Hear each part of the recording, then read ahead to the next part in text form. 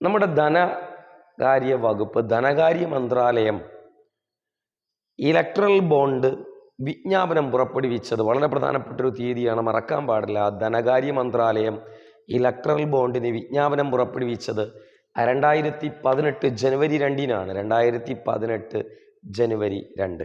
2017 ഫെബ്രുവരി 1 ഇത് ബഡ്ജറ്റിൽ അവതരിപ്പിച്ചു. അത് അവതരിപ്പിച്ചത് അരുൺ ജെയ്റ്റ്ലി. 2018 ജനുവരി 2 നമ്മുടെ ധനമന്ത്രാലയം ഇത് വിജ്ഞാപനമിറക്കി.